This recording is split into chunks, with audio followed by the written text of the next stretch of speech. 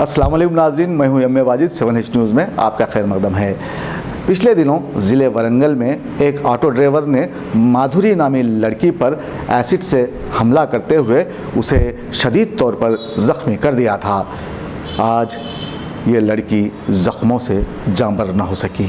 क्या था ये मामला, ये जानने के लिए देखिए 7H की ये रिपोर्ट। इवांका हैदराबाद आई थी और उन्होंने यहाँ खातून सनतकारों से मुखातिब होते हुए उनकी तरक्की और दीगर मौज़ूआत पर बातचीत की और ख़वातीन को ऊंचे दर्जों पर फाइज होने की बात भी कही गई। लेकिन उनके रुखसत होने से कबल वरंगल में एक ऑटो ड्राइवर ने शादीशुदा खातून पर एसिड से हमला करते हुए उसे शदीद तौर पर ज़ख्मी कर दिया था। वो खातून आज सुबह इस दुनिया को छोड़कर वहाँ चली गई जहाँ से कोई दोबारा वापस नहीं आता। शहर में इवांका के चर्चे हुए, ख़वातीन की खुद मुख्तारी पर बात हुई, लेकिन ऐसे वक्तों में एक खातून पर ऑटो ड्राइवर का एसिड से हमला हुकूमत की आंखें खोलने के लिए काफ़ी है। दोस्तों, अगर आपको हमारी न्यूज़ पसंद आ रही है तो प्लीज़ हमारे चैनल को सब्सक्राइब कीजिए।